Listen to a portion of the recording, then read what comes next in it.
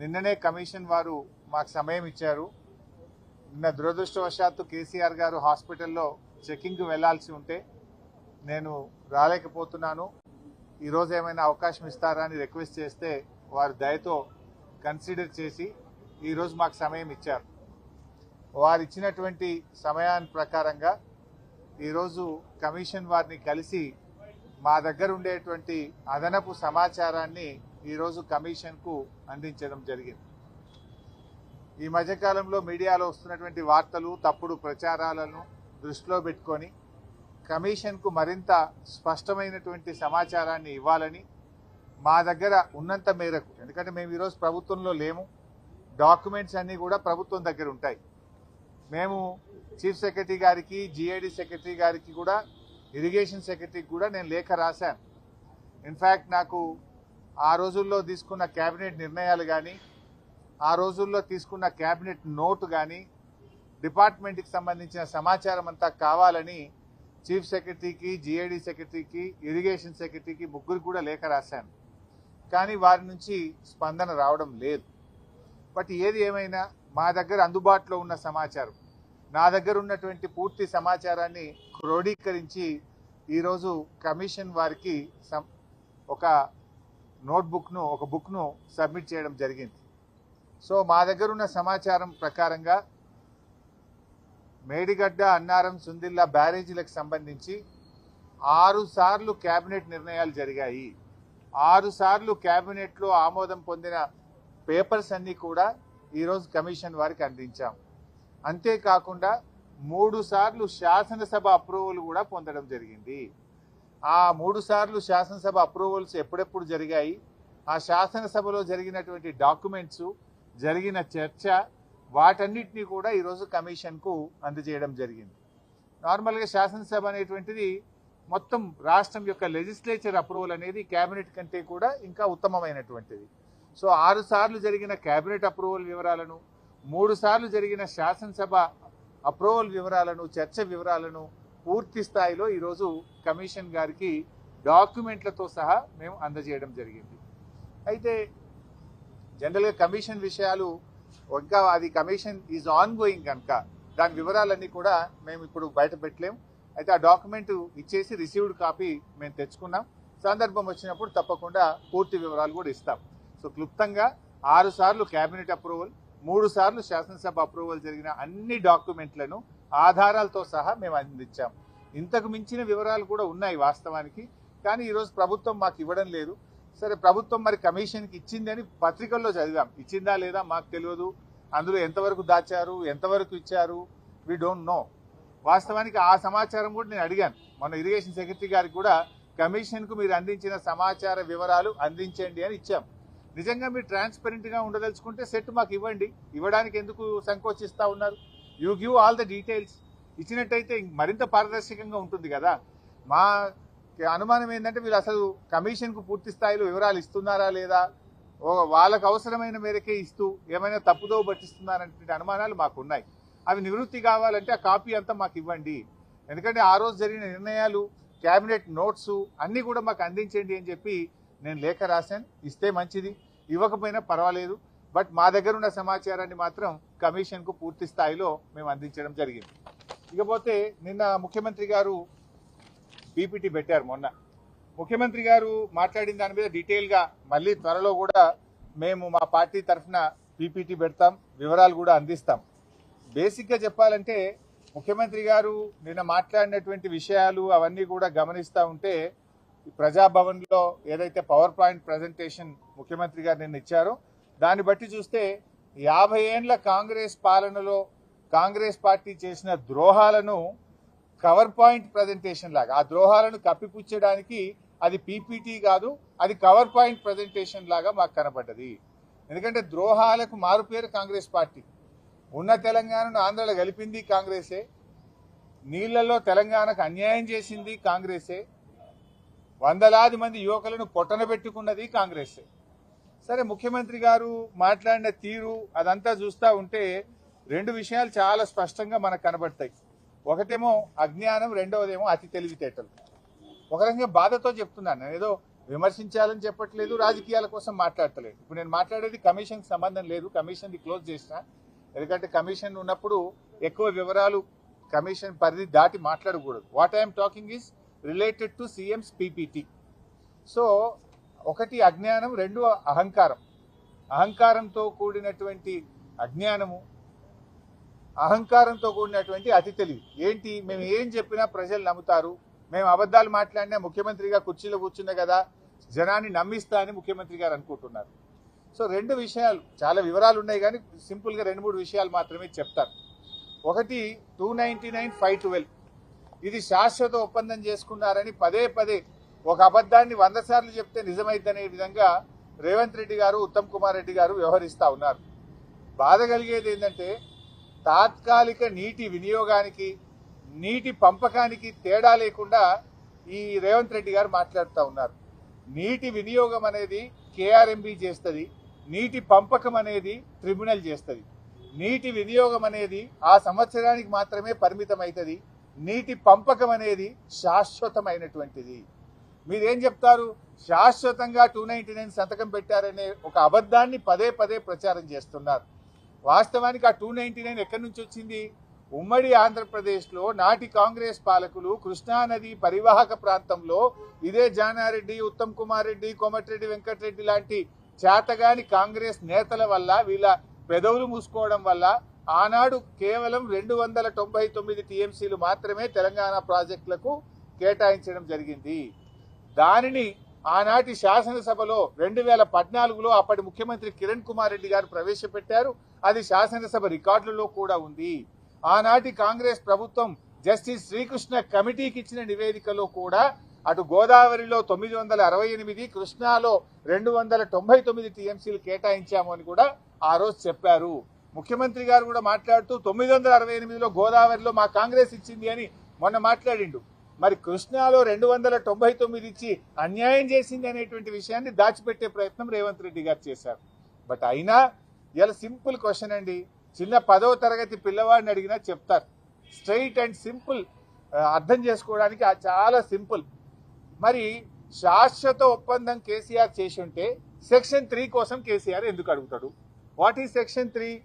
నీళ్లలో పునః పంపిణీ చేయాలి. తెలంగాణ ఆంధ్రప్రదేశ్ మధ్య కృష్ణా నదీ జలాలను పునః పంపిణీ చేయాలి. నది యొక్క పరివాహక ప్రాంతం ఆధారంగా నీళ్లు పంచాలని కేసీఆర్ అడిగిండు. ఎప్పుడు అడిగిండు కేసీఆర్? రాష్ట్రం ఏర్పడ్డ 42వ రోజు అడిగిండు. జూలై 12వ తేదీ నాడు ఢిల్లీలో సెక్షన్ 3 కింద నీళ్లు పంపిణీ చేయండి, మాకు 299 ఇచ్చి అన్యాయం చేశారు, మా తెలంగాణకు 69% నదీ పరివాహక ప్రాంతం ఆధారంగా నీళ్లు కేటాయించాల్సిందే, ఇది మా హక్కు అని కేసీఆర్ రాష్ట్రం ఏర్పడ్డ 42వ రోజు వేశాడు. మరి నేను అడుగుతున్నా, 299కి శాశ్వతంగా ఒప్పుకుంటే సెక్షన్ 3 ఎందుకు అడుగుతాడు? సెక్షన్ 3 విషయంలో ఉమాభారతి గారిని స్వయంగా కలిశారు, గడ్కరీ గారిని స్వయంగా కలిశారు, షెకావత్ గారిని కలిశారు, ప్రధానమంత్రిని కూడా కలిశారు. పలుమార్లు పోరాటం చేసి సుప్రీంకోర్టు గడప దొక్కి కేంద్రం మెడలు వంచి సెక్షన్ 3 సాధించింది కేసీఆర్. సో ఇవాళ రేవంత్ రెడ్డి అర్థం చేసుకోవాల్సింది ఏంటంటే, నీటి పంపకం అనేటువంటిది ట్రిబ్యునల్ చేస్తుంది, ఆ ట్రిబ్యునల్ను సాధించింది కేసీఆర్. ఈరోజు మనకు 763 టీఎంసీల కోసం మన న్యాయవాదులు, మన ఇరిగేషన్ శాఖ పోరాటం చేస్తుంది. దాని మీద మీరు దృష్టి పెట్టాలని చెప్పి నేను కోరుతా ఉన్నా. ఇవాళ బోర్డు అనేటువంటిది తాత్కాలిక నీటి వినియోగం మాత్రమే నిర్ణయిస్తుంది. ఇదే రేవంత్ రెడ్డి ప్రభుత్వం వచ్చి ఇప్పుడు 20 నెలలు అయింది. వీళ్ళు కూడా ఇదే రేవంత్ రెడ్డి సంతకం పెట్టి వచ్చిండు 66, 34కు ఓకే. మరి 2024-25 సంవత్సరంలో 299 టీఎంసీలు చాలని, 34% చాలని ఉత్తమ్ కుమార్ రెడ్డి, రేవంత్ రెడ్డి సంతకం పెట్టొచ్చిండ్రు.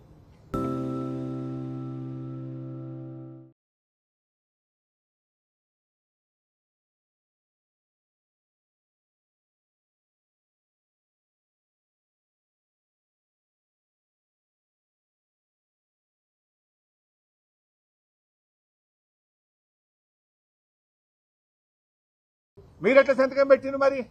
అంటే అది ఆ వాటర్ ఇయర్కు తాత్కాలిక ఒప్పందము.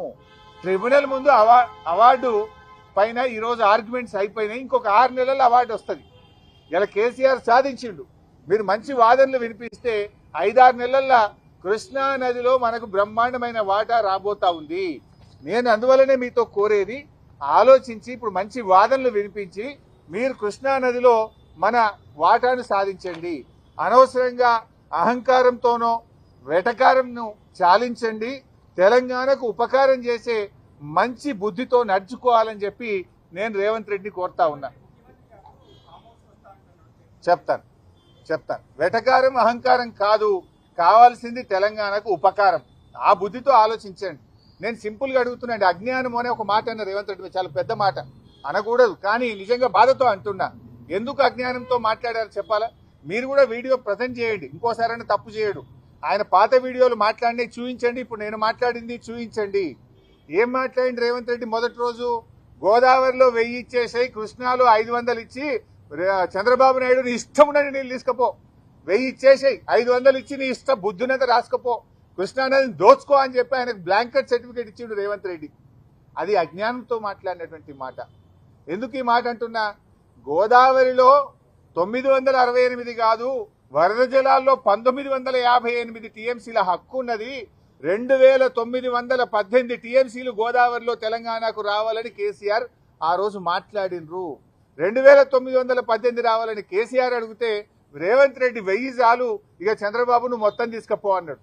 ఎప్పుడైతే ఈ విషయాలు నేను బయట పెట్టినో తన అజ్ఞానాన్ని గ్రహించి నాలుక ఖర్చుకొని రేవంత్ రెడ్డి ఇప్పుడు నిన్నేం మాట్లాడతాడు అంటే, లేలే వరద జలాల్లో మా వాటా ఉన్నది, అందులో కూడా మేము మాకు ఇవ్వాలి కదా నువ్వు అని ఎప్పుడు మాట్లాడిండు? ఆయన అజ్ఞానాన్ని మేము బయట పెట్టి, అయ్యా కేసీఆర్ 918 అడిగిండు, నువ్వు 1000 అడిగినావు, ఇది తెలంగాణకు అన్యాయం అని చెప్పి నేను డాక్యుమెంట్లు బయట పెడితే ఆయన అజ్ఞానాన్ని సవరించుకునే ప్రయత్నం చేసిండు. కృష్ణాలో కూడా ఏమంటాడు? 500 చాలని రేవంత్ రెడ్డి అన్నాడు. ఉత్తమ్ కుమార్ రెడ్డి నిన్న మాట్లాడినప్పుడు ఏమన్నాడో చూడండి. నిన్న పీపీటీలో ఉత్తమ్ కుమార్ రెడ్డి ఏమంటాడు? 573 టీఎంసీల కోసం ట్రిబ్యునల్ ముందు మా న్యాయవాదులు వీరోచిత పోరాటం చేస్తుండ్రు అన్నాడు. నేను రేవంత్ రెడ్డి అజ్ఞాని అనుకున్నా, కానీ ఉత్తమ్ కుమార్ రెడ్డి కూడా ఇంత పైలట్ చదువుకున్నడివి, కనీసం 20 నెలలు అయింది నువ్వు నీళ్ళ మంత్రి అయి, గది కూడా అవగాహన తెచ్చుకోకపోతే నేను బాధపడతా ఉన్నా, చింతిస్తా ఉన్నా. ఎందుకు ఈ మాట అంటున్నా అంటే, ట్రిబ్యునల్ ముందు మన అడ్వకేట్లు 763 టీఎంసీలకు వాదనలు వినిపిస్తున్నారు.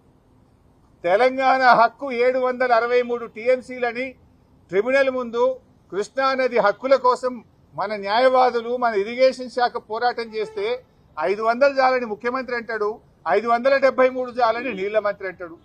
మీరు అసలు ఏం మాట్లాడుతున్నారు? అంటే మీ మాటలు ఈ రాష్ట్ర ప్రయోజనాలకు గొడ్డలి పెట్టు, నష్టం జరుగుతాయి ఈ రాష్ట్రానికి, అన్యాయం చేస్తా ఉన్నారు ఈ రాష్ట్రానికి. ఏంది మీరు అసలు చంద్రబాబు నాయుడు చెప్పినట్టు పని చేస్తుండ్రా, ఈ రాష్ట్రం కోసం పని చేస్తుండ్రా? 500 చాలు, 573 చాలు అనేటువంటి మాటలు అజ్ఞానంతో కూడినటువంటి మాటలు. మన న్యాయవాదులు 763 టీఎంసీల కోసం పోరాటం చేస్తున్నారు. ఇంకోసారి అజ్ఞానాన్ని వీడండి, బాగా చదువుకొని డిపార్ట్మెంట్తో మాట్లాడి మీరు మాట్లాడండి. ఎందుకంటే మొన్న ఏమైంది? బేసిన్ల గురించి తెలియని ముఖ్యమంత్రి అని ఆయన రాష్ట్రం పరువు తీసిండు. నీ పరువు పోతే పోయింది, కానీ తెలంగాణ ముఖ్యమంత్రికి దేవాదులే ఏ బేసిన్లో ఉందో తెలియదు, బంకచెర్ల యాడుందో తెలియదు అంటే ఇది నీ గౌరవం పోయినట్టు కాదు. మా బాధ ఏంటంటే తెలంగాణ జాతి గౌరవం పోతుందని మేము బాధపడతా ఉన్నాం. బేసిన్లు తెలియని ఆయన ముఖ్యమంత్రి అయిపోయిండు, బేసిక్లు తెలియని ఆయన నీళ్ల మంత్రి అయిపోయిండు. ఏం చేయాలి? ఇటువంటి వ్యక్తులతో ఈ రాష్ట్ర ప్రయోజనాలు ఏం కావాలి? బేసిక్ ఎంత తెలియదు అంటున్నా.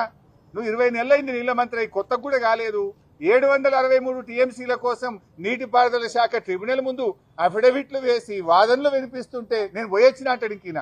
మరి ఈయననేమో 573 చాలంటాడు. ఇది చాలా బాధతో నేను మాట్లాడుతూ ఉన్నా. ఇంకో మాట అన్న అతి తెలివితేటలు అని. ఇది అజ్ఞానం గురించి చెప్పిన, ఇక అతి తెలివి గురించి కూడా చెప్పాలి. అంటే రేవంత్ రెడ్డి ఏమనుకుంటు, నాకే తెలివి ఉంది జనాలకు లేదు, నేను ఏం చెప్తా జనం నమ్ముతారు అని అనుకుంటుంటు. నిన్న ఆయన మాట్లాడుతూ ఒక మాట ఏమంటాడు అంటే, అతి తెలివి మాటలు ఏం మాట్లాడిందంటే, నిన్న ఉమ్మడి ఆంధ్రప్రదేశ్లో మేము 54 లక్షల ఎకరాలకు నీళ్లు ఇచ్చినాం, అప్పుడు అయిన ఖర్చు 91,000 ఎంతో అన్నాడు ఎకరానికి, 93,000 కోట్లు అన్నాడు. 54 లక్షల ఎకరాలకు నీళ్లు ఇచ్చిన అన్నాడు. ఎంత బాధ కలుగుతుందంటే, ఆ 54 లక్షలు ఏం కలిపిండో తెలుసావే? రేవంత్ రెడ్డి తాత పుట్టక ముందు గట్టిని కూడా కలుపుకున్నాడు. నాయన కాదు, రేవంత్ రెడ్డి కాదు, ఆయన పుట్టక ముందు, ఆయన నాయన పుట్టక ముందు, ఆయన తాత పుట్టక ముందు, ఆయన ముత్తాత పుట్టక ముందు కట్టిన ప్రాజెక్టులు కూడా కలుపుకున్నాడు. ఏంటిది? 400 ఏండ్ల కింద కాకతీయ రెడ్డి రాజులు కట్టించిన చెరువులు కూడా ఉమ్మడి కాంగ్రెస్ పార్టీ చేసిందట ఉమ్మడి ఆంధ్రప్రదేశ్లో. మన నిజాం నవాబు కట్టిన నిజాం ప్రాజెక్టులు, నిజాం కాలంలో కట్టిన ప్రాజెక్టులు కూడా మేమే కట్టినాం మా కాంగ్రెస్ హయాంలో అని అనగలుపుకున్నాడు. వాస్తవానికి గోదావరి మీద నిజాం సాగర్ 2,31,000 ఎకరాలు, గణపురం, అప్పర్ మానేరు, పోచంపాడు ప్రాజెక్టు, లక్నవరము, శనిగేరము, ఇట్లా ఎన్నో ప్రాజెక్టులు గోదావరి మీద ఉమ్మడి ఆంధ్రప్రదేశ్లో ఆనాటి కాకతీయుల కాలంలో కట్టినవి, నిజాం కాలంలో కట్టినటువంటి ఉన్నాయి. కృష్ణానది మీద ఆర్డీఎస్ 87,000 ఎకరాలకు నీళ్ళు ఇచ్చే ఆర్డీఎస్, వైరా, పాలేరు, పాకాల, దిండి, కోయిల్ సాగరు, ఆసిఫ్ నహర్ ఇలాంటి ఎన్నో ప్రాజెక్టులు కృష్ణానది మీద దేశానికి స్వాతంత్రం రాకముందు కట్టినాయి. ఇవన్నీ కూడా మేమే కట్టినాం కాంగ్రెస్ వాళ్ళం అంటాడు ఆయన. అంటే ఇది అతి తెలివి కాదా? ఇట్లా మీరు చూసినట్టయితే 16 లక్షల ఎకరాలు ఆంధ్రప్రదేశ్ రాష్ట్రం ఏర్పడక ముందే 16 లక్షల ఎకరాలు మరి కాకతీయుల కాలంలో, నిజాం కాలంలో తెలంగాణకు నీటిపారుదల సౌకర్యం ఏర్పడ్డది. ఈ 16 లక్షల్ని కూడా కలుపుకొని 54 లక్షలకు ఇచ్చిన అని చెప్పి రేవంత్ రెడ్డి గారు నిన్న పచ్చి అబద్ధం మాట్లాడిండు. ఒకటి. రెండోది ఏమంటాడు, ఆ 54 లక్షల్లో ఈ 16 తీసేస్తే మనకు ఉండేది 42 లక్షలు, 40 అయితే ఎంత 38. ఈ 16 తీస్తే 38. ఆ 38 లక్షల్లో ఏముంటది బైసాబ్? అలా ఎస్ఆర్ఎస్పీ స్టేజ్ 2 కాలువ తవ్వింది తప్ప సుక్క వారది. ఇట్లా అనేక ప్రాజెక్టులు ఉన్నాయి. చెరువులలో పారకమే లేదు. తెలంగాణలో చెరువులు అప్పుడు రాష్ట్రం ఏర్పడిన నాడు ఏంది, మిషన్ కాకతీయ పెట్టక ముందు 25 లక్షల ఎకరాలు చెరువుల కింద బారేది ఉంటే 8 లక్షలకు పడిపోయింది. అంటే నామకే వాస్తే ప్రాజెక్టులు. అయినా ఇంకోటి, 1956లో మన రాష్ట్ర బడ్జెట్ ఎంత తెలుసా బైసాబ్? 19 కోట్లు. ఆ రోజు రాష్ట్ర బడ్జెట్ 19 కోట్లు. ఆ రోజు మరి వాల్యూ ఆఫ్ స్టీల్ ఎంత, సిమెంట్ ఎంత? అసలు ఆ డబ్బును ఈ డబ్బుతో కంపేర్ చేయొచ్చా? ఆ రోజు నేను రూపీ యొక్క వాల్యుయేషన్ చూస్తే ఆనాటి 100 రూపాయలు ఇవాళటి 10,434 రూపాయలకు సమానం. ఆనాటి 100 రూపాయలు ఈనాటి 10,434 రూపాయలకు సమానం. ఆనాటి రూపాయి ఇవాళటి 104 రూపాయలకు సమానం. ఈయన ఏం కంపేర్ చేస్తాడు? ఆ రోజు 94,000 ఎకరం అయింది, ఇవాళ 10 లక్షలకు ఎకరం అయింది. ఒకటి, నిజాం కాలంది కాకతీయుల కాలం ఆయకట్టు కలుపుకుంటాడు. 2, ఆ రోజు 19 కోట్ల బడ్జెట్ అయితే ఈ రోజు 3 లక్షల కోట్ల బడ్జెట్. అసలు కంపారిజన్ ఉందా రూపీ వాల్యూ? ఏదో ఒకటి అబద్ధం ఆడి గోబల్ చెప్పి ప్రజల్ని తప్పుదారి పట్టించాలని రేవంత్ రెడ్డి గారు ప్రయత్నం చేస్తా ఉన్నారు. అయినా బీఆర్ఎస్ హయాంలో 17,24,000 ఎకరాలకు నీళ్ళు ఇచ్చాం మేము. దాన్ని 15 లక్షలని చెప్పిండు. దాంట్లో 2,24,000 తక్కువ చూపించాడు. బీఆర్ఎస్ 9.5 సంవత్సరాల్లో 2 ఏళ్లు కరోనా వచ్చినా 17,24,000 ఎకరాల కొత్త ఆయకట్టుకు నీళ్ళు ఇచ్చాం. 31,50,000 ఎకరాలకు స్టెబిలైజేషన్ చేశాం. మొత్తం బీఆర్ఎస్ హయాంలో 48 లక్షల ఎకరాలకు సాగునీరు అందించింది. 17,24,000 కొత్త ఆయకట్టు, 31,50,000 ఎకరాలు స్టెబిలైజేషన్. దీన్ని మేము సాధిస్తే దాన్ని 15 అంటాడు. అంటే ఈ రకంగా అతి తెలివితేటలు ప్రదర్శించి ప్రజల్ని తప్పుదో పట్టించేటువంటి ప్రయత్నం ఇవాళ రేవంత్ రెడ్డి గారు చేస్తున్నారు. 10 ఏళ్లు కాంగ్రెస్ పాలించింది మాకంటే ముందు. ఇదే ఉత్తమ్ కుమార్ రెడ్డి గారు మంత్రి, సుదర్శన్ రెడ్డి గారు నీళ్ల మంత్రి, కోమటిరెడ్డి గారు మంత్రి. 10 ఏళ్ల కాంగ్రెస్ హయాంలో తెలంగాణలో ఇచ్చిన ఆయకట్టు కేవలం కొత్త ఆయకట్టు, స్థిరీకరణ అంత కలిపితే 6,64,000 ఎకరాలు. 9.5 ఏళ్ల బీఆర్ఎస్ హయాంలో ఇచ్చింది 48 లక్షలు. 6 లక్షలు ఎక్కడ, 48 లక్షలు ఎక్కడ? మీరిచ్చింది 6 లక్షలు, మేమిచ్చింది 48 లక్షల ఎకరాల ఆయకట్టు. ఇది వాస్తవం. అతి తెలివితేటలు ప్రదర్శించి ప్రజల్ని మోసపుచ్చుతామంటే ప్రశ్నించే వాళ్ళు ఉంటారు, నిజాలు బయట పెట్టే వాళ్ళు ఉంటారు. పరువు పోయేది నీది కాదు, రాష్ట్రంది. ముఖ్యమంత్రి గారు దయచేసి ఇలాంటి తప్పుడు మాటలు మాట్లాడొద్దని చెప్పి మేము కోరుతా ఉన్నాం. ఇక మళ్ళీ అవే మాటలు మాట్లాడిండ్రు ఆయన. తమిడి అట్టి దగ్గర నుంచి ఎందుకు మేడిగడ్డకు మార్చిండ్రని మాట్లాడిండ్రు. నువ్వు తప్పు పడుతున్నది ఎవరిని? కేంద్ర ప్రభుత్వాన్ని పడుతున్నావు. సెంట్రల్ వాటర్ కమిషన్ తప్పు పడుతున్నావు. నీళ్లు లేవని నేను చెప్పలేదు, మా ప్రభుత్వం చెప్పలేదు. నీళ్లు లేవని కేంద్ర ప్రభుత్వ సంస్థ సిడబ్ల్యూసి చెప్పింది. సింపుల్ క్వశ్చన్ ఏ బాబు. 2007లో మీరు ప్రణాళిక స్టార్ట్ చేసిండ్రు. 2014 దాకా మీరే ఉన్నారు, 8 ఏళ్ళు ఉన్నారు కదా. చెప్పింది 4 ఏళ్లలో ప్రాజెక్టు పూర్తి చేస్తామన్నారు. 8 ఏళ్ళు ఉన్నారు, ప్రాజెక్టు పూర్తి చేయడం దేవుడు ఎరుగు, 10 పైసలు పని చేయలేదు మీరు. చేసింది, నేను సింపుల్ క్వశ్చన్ వేస్తున్నా, 8 ఏళ్లలో 160 టీఎంసీల నీటి లభ్యత ఉందని కేంద్ర ప్రభుత్వం నుంచి సిడబ్ల్యూసీ నుంచి క్లియరెన్స్ ఎందుకు చేయలేదు 8 ఏళ్లలో? మహారాష్ట్రతో అంతర్రాష్ట్ర ఒప్పందం ఎందుకు చేయలేదు? 8 ఏళ్ళు కనీసం నీటి లభ్యత కోసం మీరు తేలేదు. కానీ మేము వచ్చిన తర్వాత పరిశూ చేస్తే 160 లేదక్కడ, ఆడ ఉన్నది 102. కానీ మీరు తీసుకోగలిగింది 44 మాత్రమే అని తేలింది. వైల్డ్ లైఫ్ సమస్య వచ్చింది. మహారాష్ట్ర ససేమిరా అన్నది. మీలాగా మేము మొబిలైజేషన్ అడ్వాన్సులు ఇచ్చి పర్సెంటేజీలు కమిషన్లు తీసుకొని ప్రజల్ని మోసం చేయాలా? మేము ఉద్యమం చేసిన వాళ్ళం, రాష్ట్రాన్ని సాధించిన వాళ్ళం, ప్రజలకు నీళ్లు ఇవ్వాలనే లక్ష్యంతో మేము నీళ్లు ఎక్కడున్నాయో వ్యాప్కో సూచిస్తే మేడిగడ్డ దగ్గర పెట్టాం. మరి అదే కేంద్ర ప్రభుత్వ సంస్థ సిడబ్ల్యూసి తమ్మిడిహట్టి దగ్గర నీళ్లు లేవని చెప్పింది. మేడిగడ్డ దగ్గర 282 టీఎంసీల నీటి లభ్యత ఉన్నది అని మాకు పర్మిషన్ ఇచ్చింది, అనుమతి ఇచ్చింది. అన్ని రకాల అనుమతులు మేము తెచ్చాం, డాక్యుమెంట్స్ ఉన్నాయి. అసెంబ్లీలో చర్చ పెట్టు దమ్ముంటే అన్ని తీసుకొని చర్చకు రావడానికి సిద్ధం. నువ్వు ఊకే రచ్చ చేయడం బంద్ చేయి. నీకు చేతనైతే నీ ఇష్టమున్న డేట్ పెట్టు. నువ్వు పెట్టిన డేట్కి అసెంబ్లీకి వస్తాం, చర్చ చేస్తాం, ఒప్పిస్తాం. నిన్ను కాదు, రాష్ట్ర ప్రజలందరికీ నిజానిజాలు తెలియాల్సినటువంటి అవసరం ఉంది. ఏ రోజైనా ఎప్పుడైనా మేము చర్చకు సిద్ధం. ఒకటే షరత్ ఏంటంటే మైక్ కట్ చేయొద్దు, అసెంబ్లీని వాయిదా వేసుకొని పారిపోవద్దు. నిజాయితీగా నిలబడు. ఎన్ని రోజులైనా చర్చిద్దాం, ఎన్ని గంటలైనా చర్చిద్దాం. అందరి మాటలు ప్రజలు వింటారు, నిజానిజాలు ప్రజలు అర్థం చేసుకుంటారు. ఇకపోతే కాళేశ్వరం గురించి ఎప్పుడు తక్కువ చేసి మాట్లాడతాడు. ఆనాటి ప్రాణహితకు కాళేశ్వరంకు చాలా తేడా ఉంది. ఆనాడు నీటి సామర్థ్యం 16 టీఎంసీలు అయితే ఇవాళ 141 టీఎంసీల సామర్థ్యం. ఆనాడు పంపింగ్ సామర్థ్యం 1.8 టీఎంసీ అయితే ఈరోజు 3 టీఎంసీ ఉంది. ఆనాడు నీటి వినియోగం ప్రతిపాదించింది 160 టీఎంసీలు అయితే ఈరోజు 240 టీఎంసీలు. ఆనాటి ఆయకట్టు 16 లక్షల ఎకరాలైతే ఈనాటి ఆయకట్టు 37 లక్షల ఎకరాలు. ఆనాడు భూసేకరణకు మీరు 2 లక్షల రూపాయలు పెడితే ఈరోజు యావరేజ్ గా 12 లక్షల రూపాయలు పెట్టారు. టనల్స్, కాలువలు, ఇలా చాలా మార్పు జరిగింది. మీరు ఎంతసేపు తక్కువ చేసి మాట్లాడడమో, బురద జల్లే ప్రయత్నం చేస్తే ప్రజలు అన్ని విషయాలు కూడా అర్థం చేసుకుంటారు. ప్రజలు విజ్ఞులైనటువంటి వాళ్ళు. ఇప్పుడు ఉత్తమ్ కుమార్ రెడ్డి కూడా పదే పదే మాట్లాడుతూ మేము చాలా ఆయకట్టు వచ్చింది, చాలా పంట పండించినాం అంటాడు. నేను అడుగుతున్న సింపుల్ క్వశ్చన్, మరి మీరు 20 నెలలు అయింది, ఒక చెరువు దవ్వినరా, ఒక చెక్ డ్యామ్ కట్టినరా, ఒక కాలువ దవ్వినరా, ఒక్క ఎకరానికైనా కొత్తగా నీళ్లు ఇచ్చిండ్రా? మీరు ఏం చేయకుండా అంత పంట పండింది అంటే అది కేసీఆర్ చేసిన ఎఫర్ట్ కదా.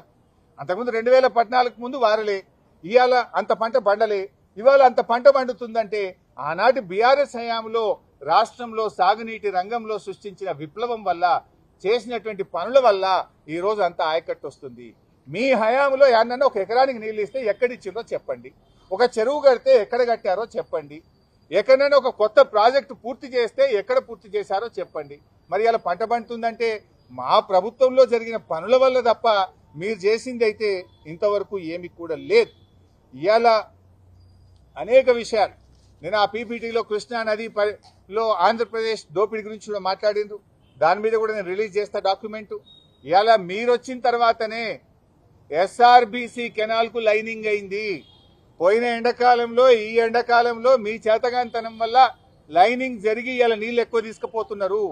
గతములో మేము ఆపాము, మా ప్రభుత్వం రాయలసీమ లిఫ్ట్ మీద స్టే తెచ్చింది, ఎస్ఆర్బీసీ లైనింగ్ మీద స్టే తెచ్చింది, పనులు జరగకుండా మేము ఆపాము.